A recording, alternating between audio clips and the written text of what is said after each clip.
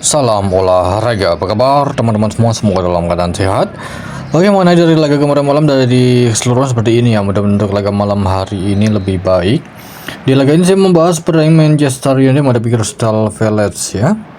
Manchester, saya melihat Manchester nampaknya sudah cukup kembali. Mereka berada dalam kepercayaan diri yang cukup bagus di laga ini, mengingat di laga sebelumnya mampu menumbangkan tuan rumah Everton dengan skor 1-0 ya. Oke, untuk laga ini 4-2-3-1 untuk formasi Manchester, sedangkan Crystal Palace 3-4-2-1 ya. Dua pemain akan absen untuk Manchester dan tim tamu Crystal Palace ada 4 pemain ya.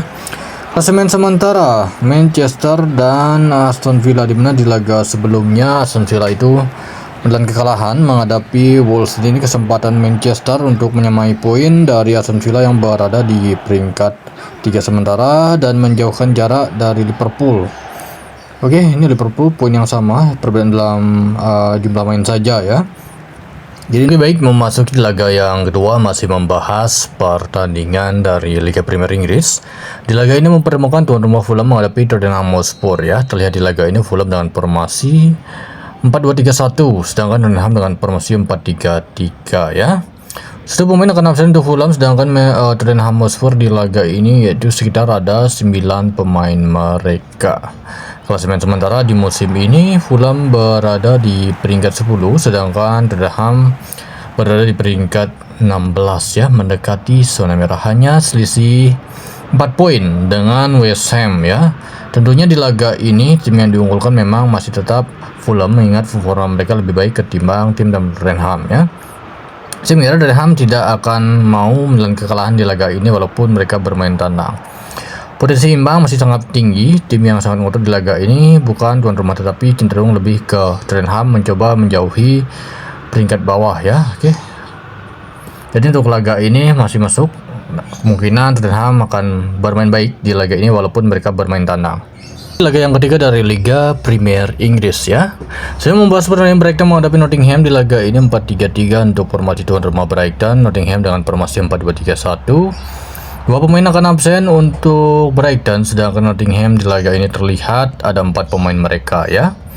Head to head terakhir kemenangan Brighton di kandang Nottingham dengan skor 2-0, dan laga kali ini laga kandang Brighton ya. Klasemen sementara terlihat di laga ini Brighton peringkat 14, Nottingham mendekati peringkat 18 zona merah. Jadi untuk laga ini kemungkinan besar Nottingham akan memberi kejutan di laga ini untuk tuan rumah Brighton. Jadi untuk laga ini tidak menutup kemungkinan laga bisa imbang ya, ataupun Brighton cukup sulit untuk bisa meraih 3 poin di kandang ya. Oke, kita membahas laga Arsenal menghadapi Chelsea ya. Terlihat di laga ini Arsenal dengan formasi 4-3-3, sedangkan Chelsea dengan formasi 4-2-3-1 ya. Tidak ada pemain Arsenal yang akan absen di laga ini, sedangkan untuk Chelsea ada 5 pemain ya. Head to head terakhir kemenangan kemenangan Arsenal di kandang dengan skor 1-0. Oke, Arsenal di laga terakhir meraih kemenangan menghadapi Tottenham, sedangkan Chelsea di laga terakhir imbang menghadapi Burnley ya. Klasemen sementara Arsenal puncak ya, berada di puncak selisih 2 poin dengan Manchester City, sedangkan Chelsea selisih 3 poin dengan Liverpool, di mana kemarin Liverpool meraih kemenangan. Oke, untuk laga ini beberapa kemungkinan nampaknya Chelsea bisa jadi akan memberi kejutan di laga ini. Kemudian oke, baik, saya pergi ke Serie A Italia. Di laga ini mempertemukan tuan rumah Sassuolo menghadapi Atalanta ya. Terlihat di laga ini Sassuolo dengan formasi 4-3-3, Atalanta dengan formasi 3-4-2-1 ya. Tuan rumah Sassuolo ada 4 pemain mereka yang akan absen dan 2 pemain dari tim tamu Atalanta. Oke, terlihat dari head terakhir kemenangan Sassuolo di kandang Atalanta dengan skor 3-0. Klasemen sementara Atalanta berada di peringkat 7 selisih 1 poin dengan Juventus ya.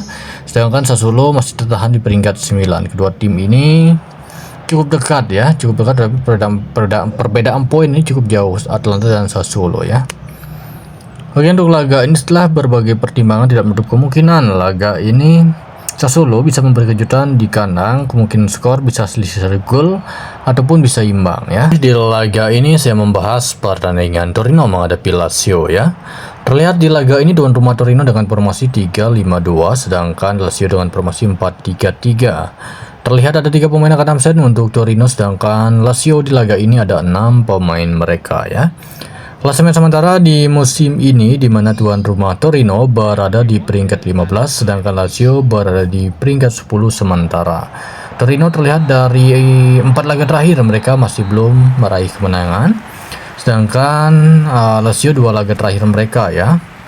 Head-to-head terakhir skor imbang di kandang Lazio dengan skor 3-3. Untuk kali ini Torino masih berpeluang untuk bisa meraih kemenangan, tetapi saya mengira laga ini cukup sulit, kemungkinan Lazio bisa memberi kejutan ataupun kembali imbang ya. Selanjutnya kita pergi ke laga AS Roma menghadapi Juventus. Untuk laga ini terlihat AS Roma dengan formasi 3-4-2-1, sedangkan Juventus dengan formasi 4-2-3-1 ya. Terlihat di laga ini ada 4 pemain akan absen untuk tuan rumah AS Roma, sedangkan Juventus ada 3 pemain mereka ya. Klasemen sementara di mana tuan rumah AS Roma berada di peringkat 4, sedangkan Juventus berada di peringkat 6 sementara. Head-to-head terakhir berakhir dengan kemenangan Juventus di kandang dengan skor 2-1 ya, dan laga kali ini berlangsung di kandang AS Roma. Oke, untuk laga ini mungkin mengira laga bisa imbang, tetapi kemungkinan skor untuk laga ini nampaknya akan ada 2 gol, bahkan bisa lebih ya untuk laga tuan rumah AS Roma menghadapi Juventus. Kemudian saya membahas pertandingan Valencia menghadapi Osasuna ya. Terlihat di laga ini Valencia dengan formasi 3-4-3 ya, sedangkan untuk Osasuna dengan formasi 4-2-3-1. Tuan rumah Valencia ada 4 pemain mereka yang akan absen di laga ini dan 2 pemain dari tim tamu Osasuna. Valencia berada di peringkat 16, sedangkan Osasuna berada di peringkat 10 ya.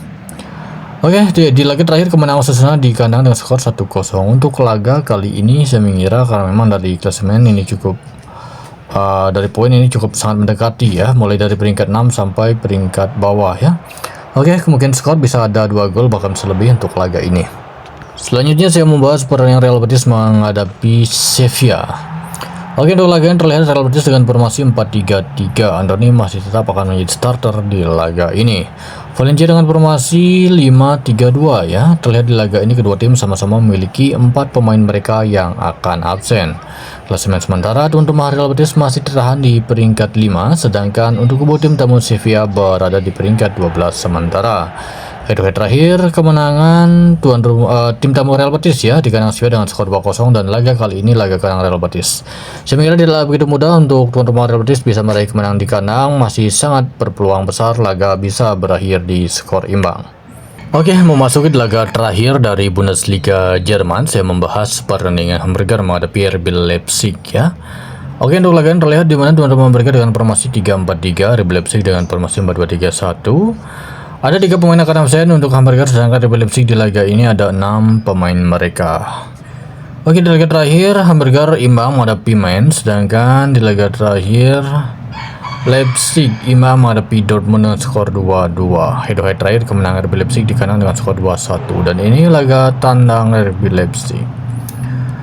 Forma kandang untuk Hamburger dalam mencetak gol 18 gol dari 11 laga, 13 kali kebobolan ya. Sedangkan untuk kubu tim tamu RB Leipzig ya, saat forma tandang mereka 13 gol dari 11. Oke, ini cukup baik, tidak menutup mungkin laga ini akan tersaji 3 gol bahkan bisa lebih ya.